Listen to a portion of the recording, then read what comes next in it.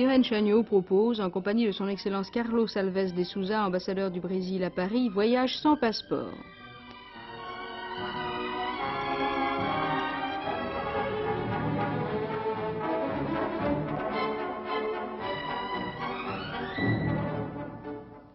Pour que de l'Amérique du Sud sorte le Brésil, il fallut qu'en 1493 une flotte portât jusqu'ici un homme, Pedro Álvares Cabral, portugais comme il se doit, énergique coureur des mers, parti à la recherche de continents inconnus et ayant en poche une lettre de créance pour aborder au Brésil, ce Brésil que les Portugais prévoyaient quelque part. Oui, mais à qui la remettre, cette lettre de créance ?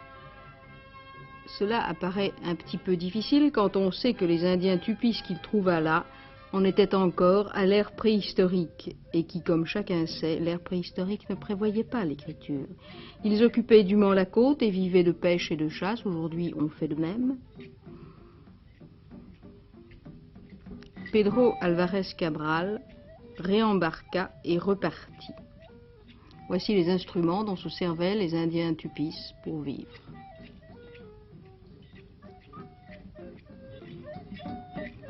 En 1493, cette carte est le partage du monde.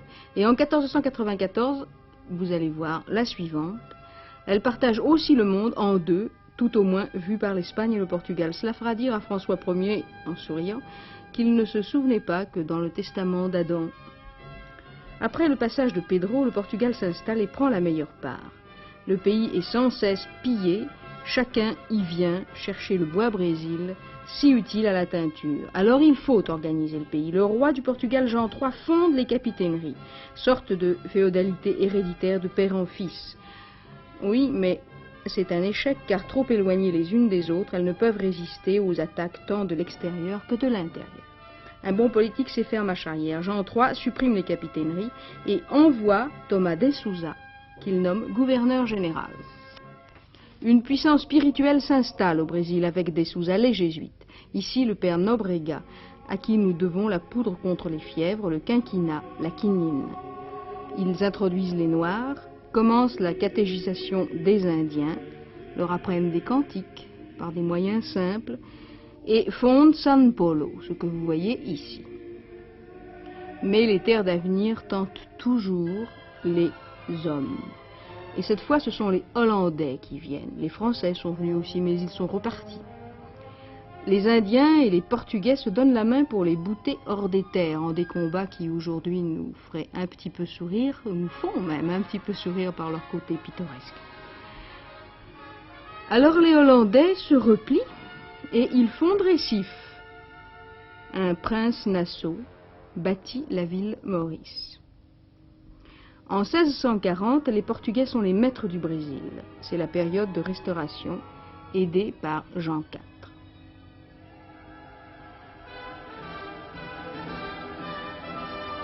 Beaucoup de choses se passent, parmi les essentielles, la conquête des terres par les bandeirantes, conquistadors, pirates, qui cherchent fortune.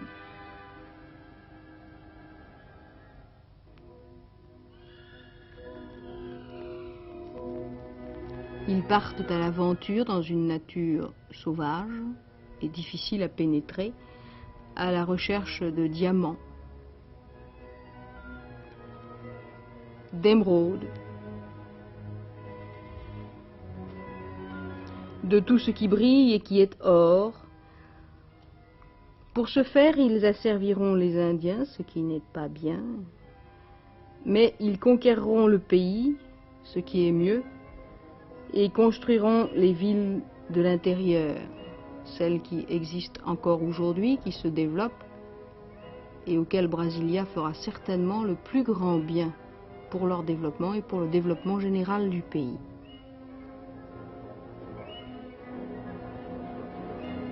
Voici un bandeirantes dans toute sa splendeur.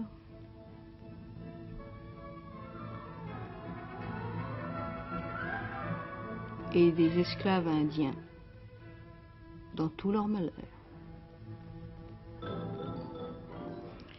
Puis Puis c'est le traité de Madrid, et au Brésil on s'aperçoit que l'or, si durement conquis, si difficilement trouvé, est emmené au Portugal, où il sert à engraisser les caisses anglaises, et que de ce fait le développement intérieur du Brésil est inexistant. Alors c'est la révolte, le Tiradentes, l'arracheur de dents, le dentiste en est l'esprit. C'est ainsi que Joaquim José da Silva devient un martyr. Mais ailleurs, le monde bouge. Napoléon envahit le Portugal. Don Juan, roi régnant, s'enfuit au Brésil avec sa famille. Dès son arrivée, son premier soin, un acte intelligent. Ouvrir les ports brésiliens à toutes les nations. Le Portugal est maintenant uni au Brésil par un royaume. Mais Napoléon non plus n'était pas immortel, et à sa chute, Don Juan est contraint de retourner au Portugal. Et son fils Don Pedro, que vous venez de voir, prend sa succession, et après de nombreuses controverses, décide le 6 avril 1822 le FICO.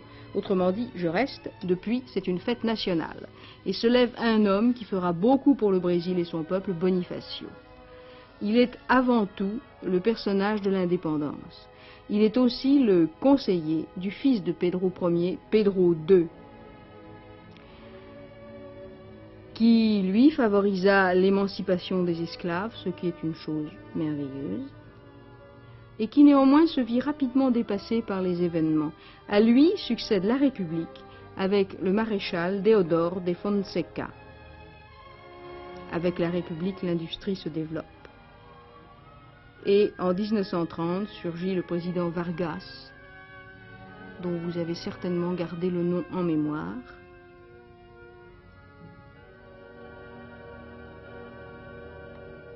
Puis, en 1956, le président actuel, Juscelino Kubitschek, veille sur les destinées du Brésil.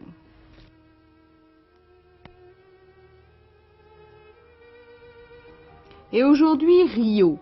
On a tout dit sur la beauté de sa baie, mais on ne se lasse jamais de la regarder. À ce pays heureux, il se pose un problème auquel avait déjà songé Bonifacio, et que le président Kubitschek est en train de résoudre. Avoir une capitale qui ne soit plus côtière, ne plus vivre accrochée aux côtes comme des crabes. Le rôle d'une capitale est important.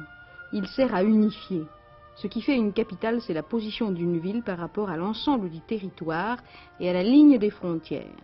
C'est pourquoi il est essentiel de déplacer la capitale brésilienne et de la rapprocher du cœur du pays. Ce qui permettra aussi le développement de toutes les contrées qui ne sont pas encore vraiment atteintes par l'homme.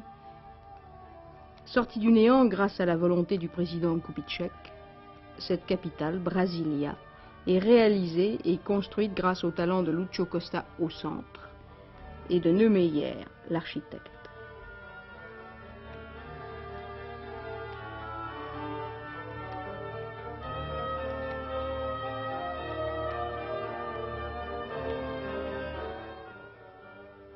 Construit sous l'emblème d'une croix, Brasilia va bon train.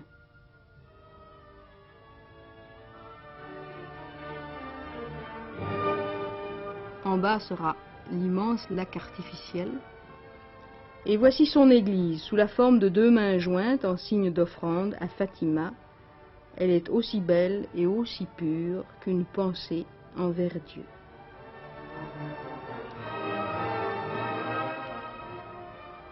Mais pour qu'une ville pousse, il faut toujours une première pierre. Celle de Brasilia fut posée en 1956 par le président Kubitschek.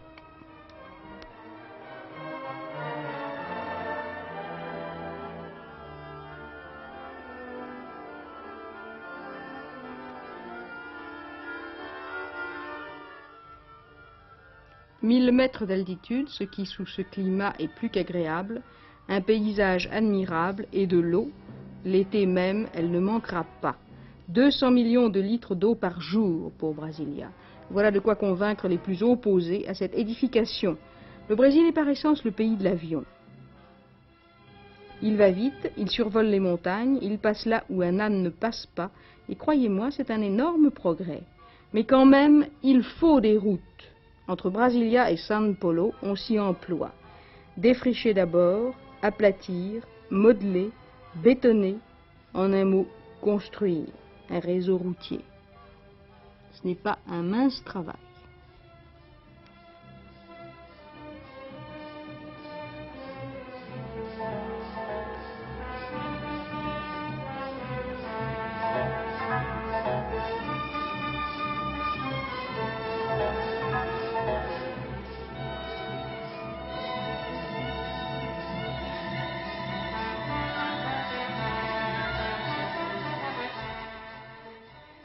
Et maintenant déjà, on roule.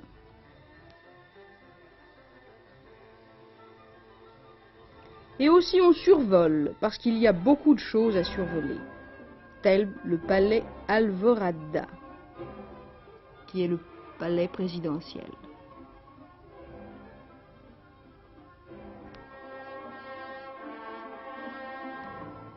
Il semble pour l'instant isolé dans un désert, mais cela ne saurait durer.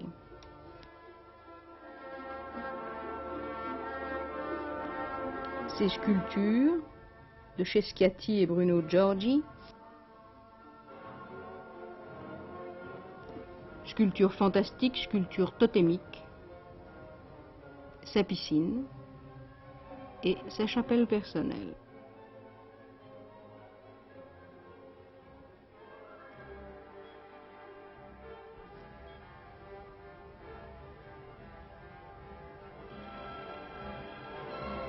Voici la maquette du Sénat. À gauche, le palais du président, à droite, le palais de justice.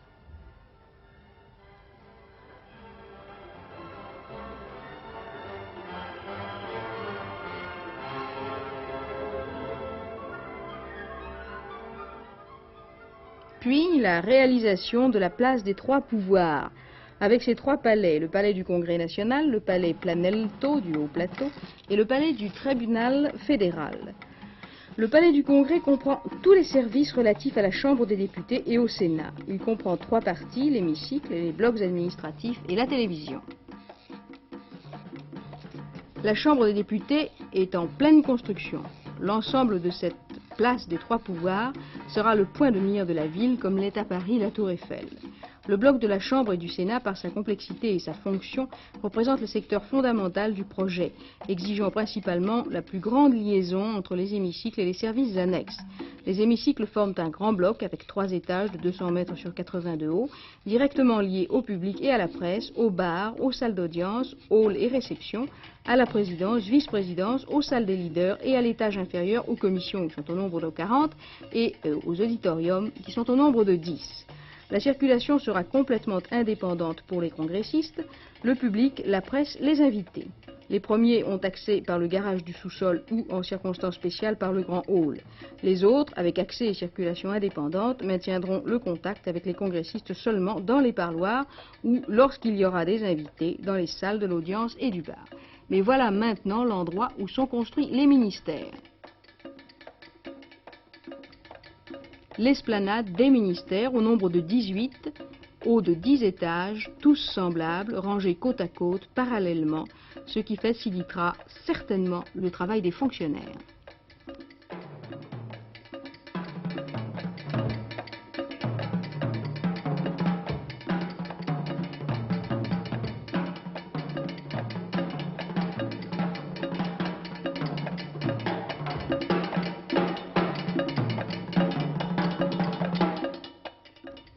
Quelques vues de ce travail gigantesque qui se poursuit jour et nuit et qui est accompli par une équipe d'environ 20 000 ouvriers.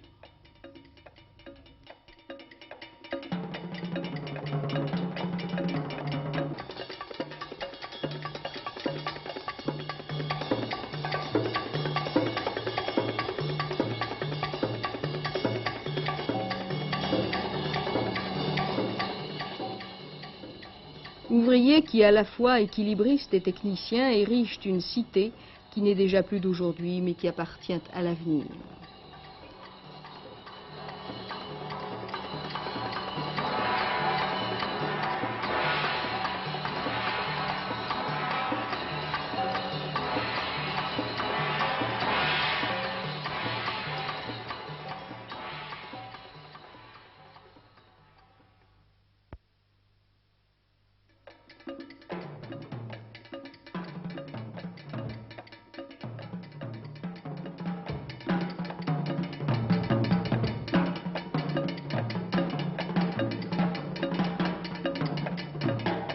assembler,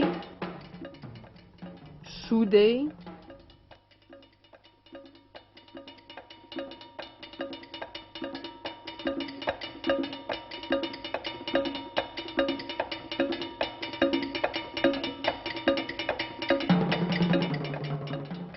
et vous allez le voir acrobatiquement riveter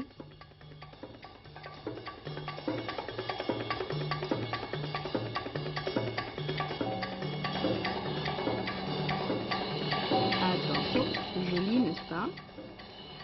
Voilà ce qui donne vie à Brasilia.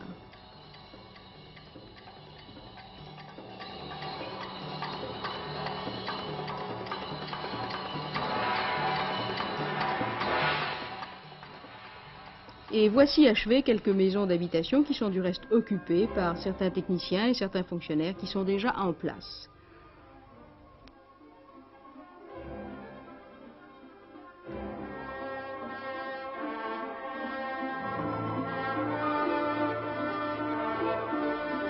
Une chapelle.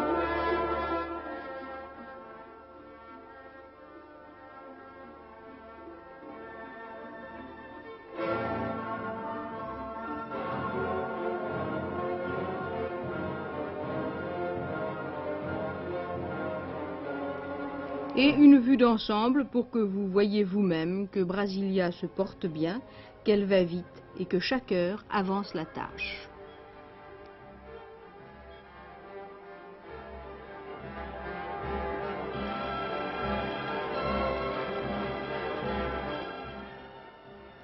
Et comme je vous le disais tout à l'heure, l'eau là-bas n'est pas un problème.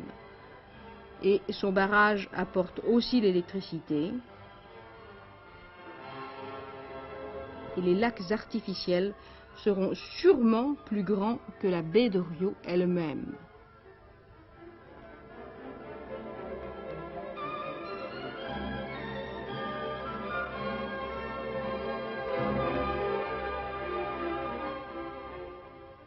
Pour civiliser cette eau, les tuyaux sont d'usage. Ceux-ci sont voués au talent conjugué des techniciens et du caméraman.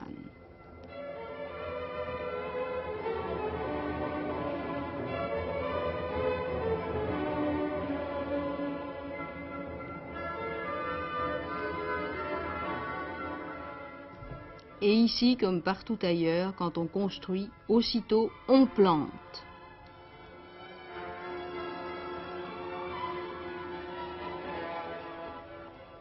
Nous survolons les maisons de la cité ouvrière. Elles resteront, celles-ci.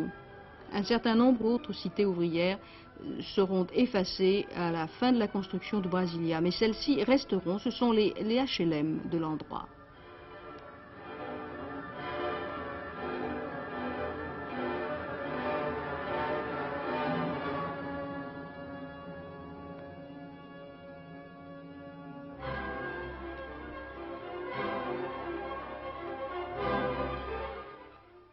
Voici une habitation de fonctionnaire, maison blottie dans son jardin.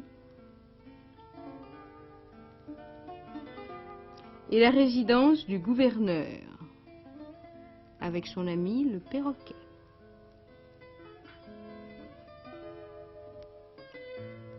Et puisqu'il y a des enfants, il faut des écoles, bien sûr. Vous voyez deux routes parallèles qui traverseront entièrement la ville sans jamais se croiser. Cela évitera bien des accidents. D'un bout à l'autre, toujours tout droit. Et bien entendu, dans ce pays qui appartient à l'aviation, l'aérodrome, où nous allons voir atterrir le président Juscelino Kubitschek.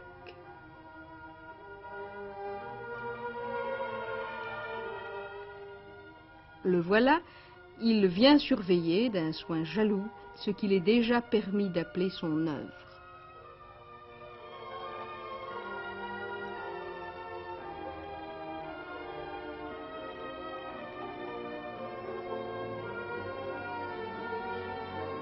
Tout pousse, tout grandit, presque pas de croissance, de l'âge enfantin à celui d'adulte. Voilà ce que réussit Brasilia.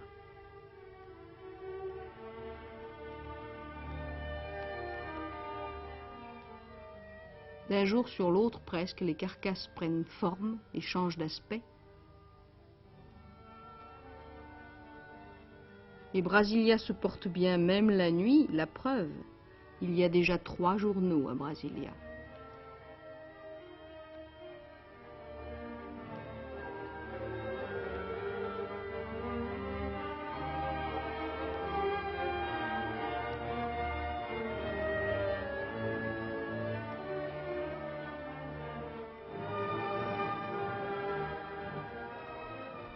Monsieur l'ambassadeur, vous représentez le Brésil à Paris et nous en sommes heureux et c'est à ce titre que nous sommes venus vous trouver pour vous poser des questions sur Brasilia.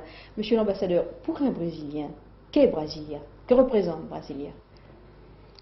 Brasilia, pour nous autres, c'est un vieux rêve qui date de la proclamation de l'indépendance du Brésil l'année 1822.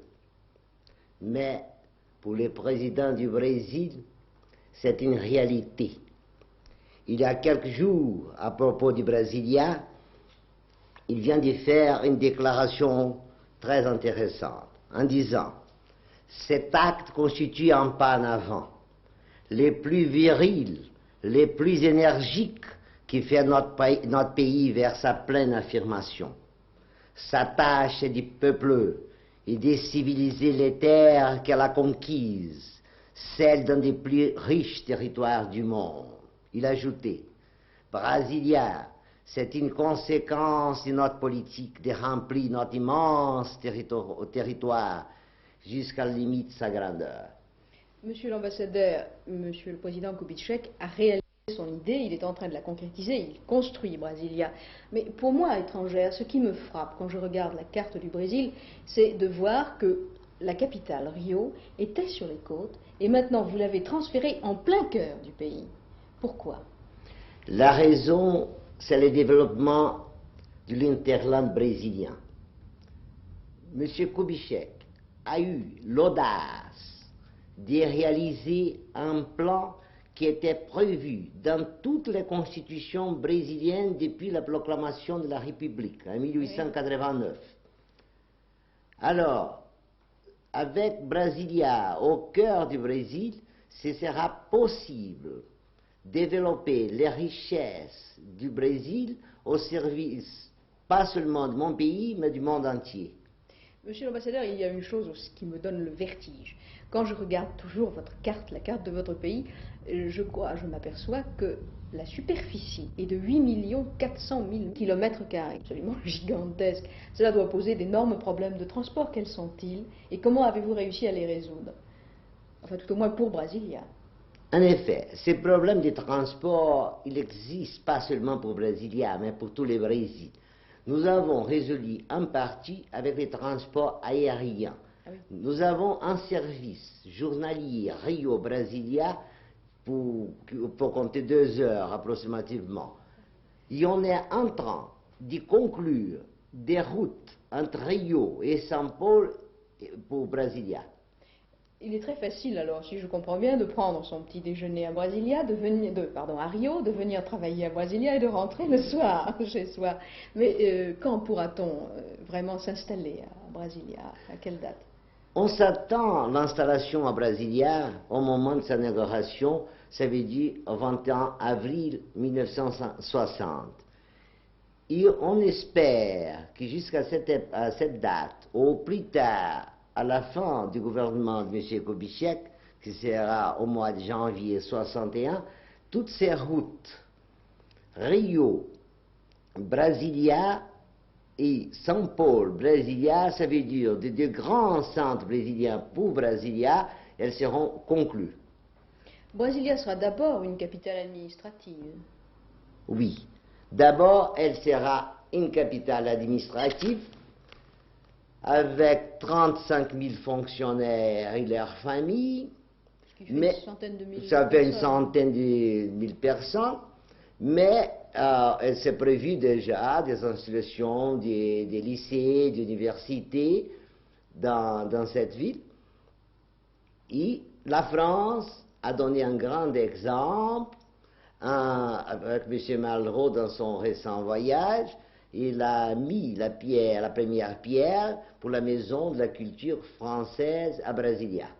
La ville va grandir extrêmement rapidement et il y aura une centaine de milliers de personnes, mais je pense que l'immigration va se faire, l'immigration d'abord des Brésiliens, outre les fonctionnaires. Est-ce qu'il y aura des villes autour, des villes satellites qui vont pousser? Oui, les projets de M. Lúcio Costa prévoient une population pour Brasilia d'ici à une dizaine d'années, approximativement de 500 000 personnes. Et alors, on commencera à bâtir des villes satellites autour de Brasilia, parce que Brasilia a été prévu pour plus d'1 million de personnes. Mais, d'après les techniciens, les villes qui ont plus de 500 000 personnes commencent à la vie est devenue difficile. Alors, l'idée, c'est aussitôt que Brasilia prenne un développement assez grand, de commencer à bâtir des villes qu'on appelle des villes satellites autour de Brasilia. Monsieur l'ambassadeur, n'importe qui peut aller vivre à Brasilia, n'importe qui peut acheter un terrain et faire construire une maison à Brasilia, n'importe quel étranger? L'immigration pour le Brésil est complètement libre. Dans le cas du Brasilia, les étrangers peuvent acheter des terrains et des bâtir des maisons dans les mêmes conditions que les Brésiliens. Évidemment, pour les fonctionnaires qui vont tout de suite à la capitale, on fait certaines facilités, comme vente à crédit, pas seulement du terrain, mais aussi pour la construction des maisons. Et que coûtera une propriété pour une famille, une propriété d'environ 5 pièces, avec le terrain? Approximativement 5 millions, parce que les prix des terrains en moyenne, un terrain de 250 mètres carrés, il faut compter 1 million de francs, ou 1 million et demi. Et avec la maison, il faut compter 5 millions approximativement. Monsieur l'ambassadeur, vous avez eu la chance d'aller à Brasilia tout au ses débuts, je crois, pour ses débuts. Voulez-vous me dire votre impression? J'étais à Brasilia, j'ai eu le plaisir d'accompagner le président au moment de l'approbation du plan de M.